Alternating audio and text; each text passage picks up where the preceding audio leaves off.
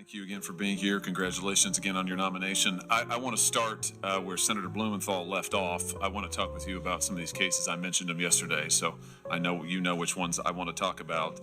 These 7 cases, child pornography cases. All he launched his attack on the judge. At that point, all of this information became relevant to countering.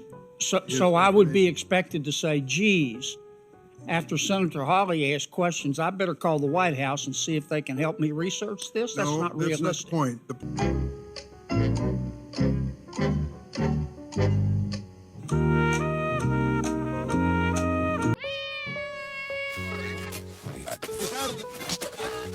Guidelines called for 10 years. Prosecutor wanted at least 2. You gave him 3 months. And when you did, you made a number of arguments and statements in the record, and I'd like to go through some of them because I've read them all. And the first argument you made was that the federal guidelines that punished child porn offenders, the ones that Congress wrote, were, and I'm quoting you now, are in many ways outdated.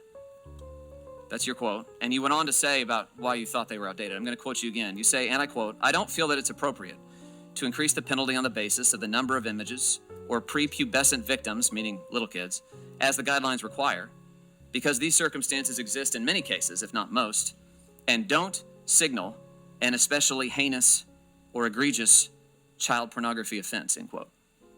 I just want to ask you about that because I just have to tell you I'm having a hard time wrapping my head around it. We're talking about 8-year-olds and 9-year-olds and 11-year-olds and 12-year-olds.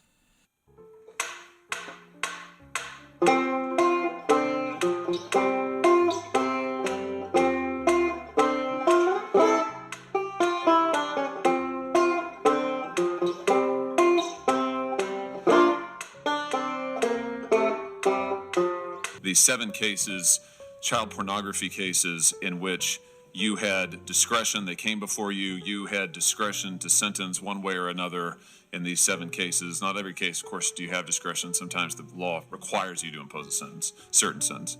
But in these 7, you had discretion, and in each of these 7, you chose to depart both from the federal guidelines and also from the government's, the prosecutor's recommendations. Senator Lee's asked you a little bit about this. Senator Cruz has asked you about it. He had a chart with the 7 cases on it. Before we jump into those, I just want to correct the record on 1 or 2 things. Senator Coons suggested that in 3 cases, Nickerson, Wynn, and Fife, you actually imposed sentences either within the guidelines or at the same level of the prosecution. But in Nickerson, you didn't have any discretion. That was an 11C1C case. The law bound you. And Wynn wasn't a child porn case, and neither was Fife.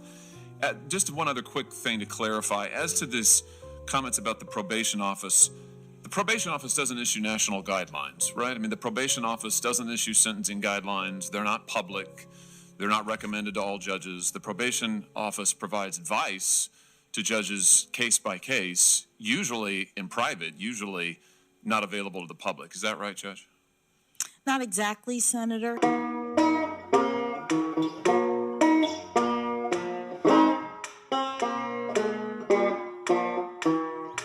When you just testified a minute ago that you didn't know if critical race theory was taught in K through 12, I will confess I find that statement a little hard to reconcile with the public record, because if you look at the Georgetown Day School's curriculum, it is filled and overflowing with critical race theory.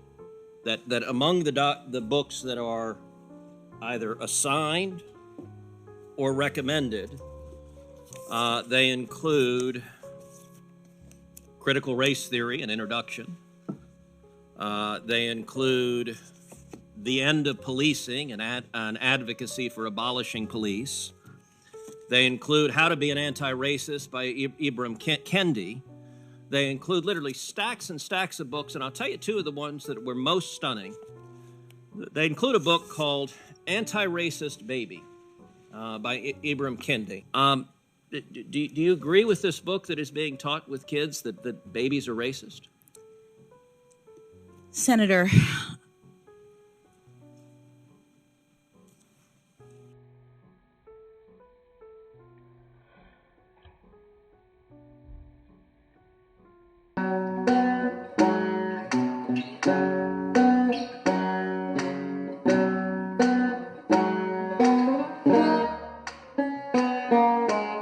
quote you again. You say, and I quote, "I don't feel that it's appropriate to increase the penalty on the basis of the number of images or prepubescent victims, meaning little kids, as the guidelines require, because these circumstances exist in many cases, if not most, and don't signal an especially heinous or egregious child pornography offense, end quote. I just want to ask you about that because I just have to tell you I'm having a hard time wrapping my head around it.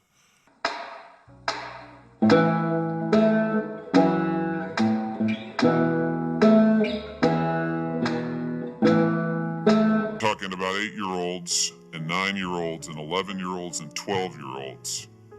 He's got images of these, the government said added up to over 600 images, gobs of video footage of these children, but you say this does not signal a heinous or egregious child pornography offense.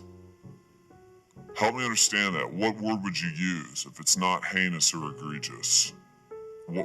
How would you describe it?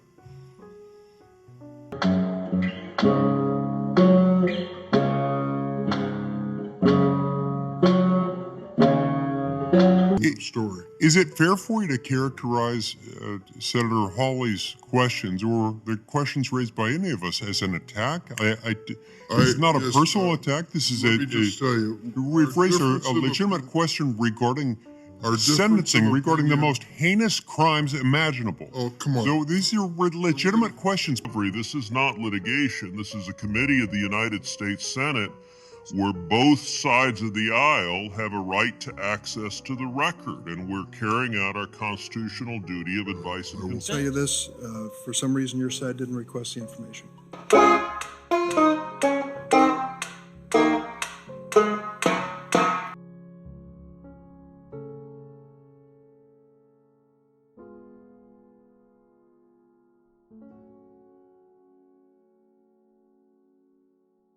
The prosecutor in this case, nevertheless, still asked for 2 full years in prison.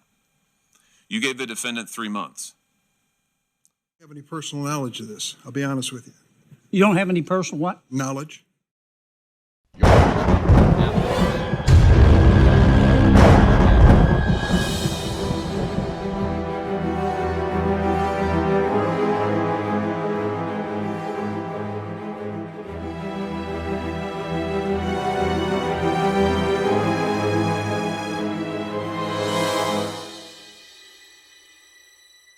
Can you provide a definition for the word woman? Can I provide a definition? No, Yeah. I can't. You can't? Thanks a lot for searching that out, man. Appreciate that. Fisherman in the box. Fisherman in a box.